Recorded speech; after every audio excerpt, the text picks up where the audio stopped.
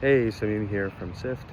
I just want to talk about the vibe coding frenzy that we're seeing nowadays. A lot of FOMO, a lot of FUD, a lot of drunken coding, at least hype drunken coding. And I think it's awesome. I didn't live through the dot-com bubble, at least not experience it firsthand. I was too young. But I believe that a lot of the passion and excitement that exists right now is beautiful. It's great.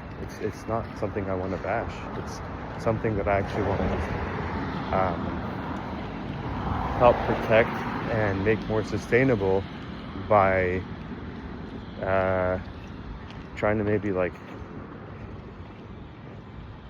soothe some of like the existential anxiety or kind of like execution anxiety that a lot of people have. Like we don't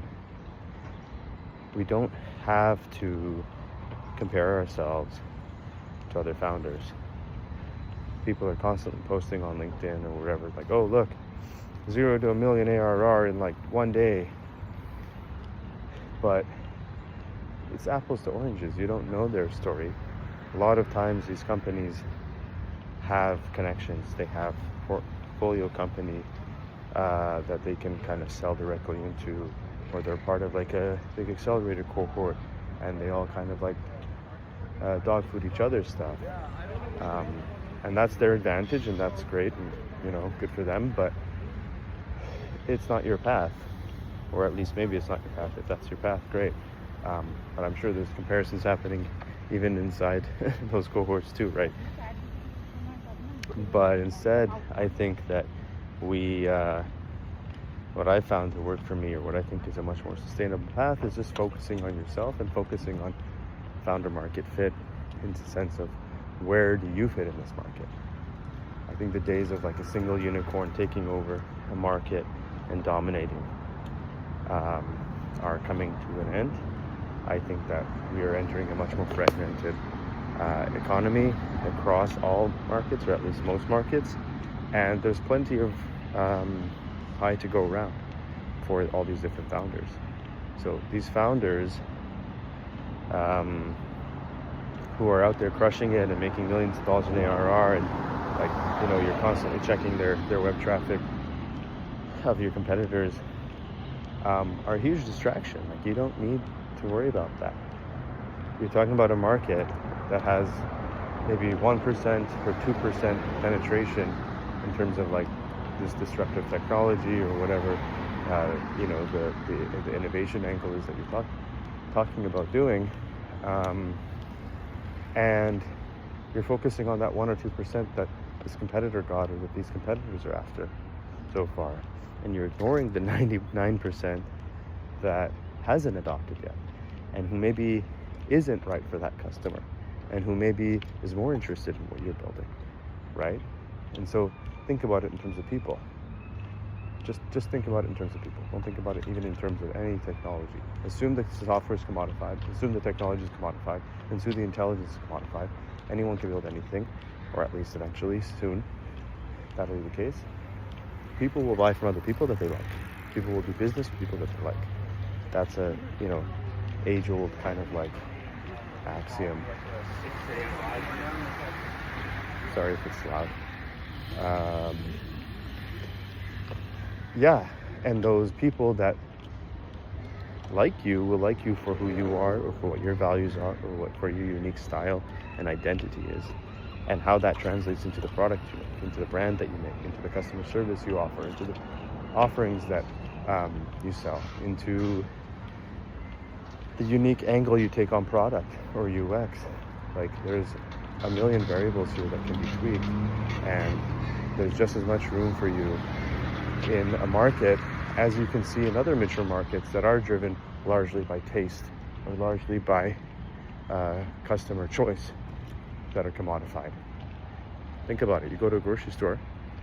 That grocery store has an aisle full of chocolate bars. Chocolate bars come from all over the world. They vary in pricing, they vary in quality, they vary in ingredients, they vary in benefits, whatever. And they all sell. Some sell more than others. Some sell more than others in certain markets. Some sell more than others in certain ways, certain places, in certain times. But there's room in the market for all of them, you know? It's more of a branding and marketing and essentially perceived value exercise than it is about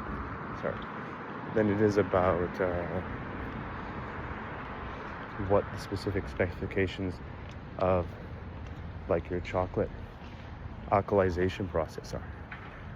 You know what I mean? Like, nobody cares about that. So yeah, I would be optimistic. I'd have hope. Startups evolve, markets evolve, market positions evolve, and most people, and I count myself in this, don't know where their startup's going to be in a year's time or 2 years' time. Never mind 5 years' time, 10 years' time. So it's really more so a question of, is this a brand you stand behind? Do your values and identity and the mission here really resonate with you, or something you care about, right? Not something you're going to drop in 2 months when things get hard, or when the next shiny idea pops up in your head. Again, I've been there. Don't take this as an attack. I say these things from personal experience, but largely it's a question of, what do you care about? And are you in a position to innovate in that market? Because that market is likely ripe for innovation. Maybe not right at this moment, maybe not as fast as another market, but there's opportunities there. Exactly what? Who knows? That'll take time and effort for you to figure out. But if you care about that market, or you care about those people in that market, or you care about the outcomes and impact of that market in society or in the world, then it's pretty clear that it's something that'll give you value and joy and energy to pursue. So yeah, anyways, I'll stop rambling here, but long story short, I think that when people talk about, oh, taste is the differentiator, think about synonyms to that word: judgment, values, preference, subjectivity, identity, palettes. It could be, beliefs, social, economical, political, religious. It doesn't matter. Like, you're getting into a world where software is commoditized, and the market is going to be a lot more individuated, if I can use that term. So yeah, anyways, hope that made sense.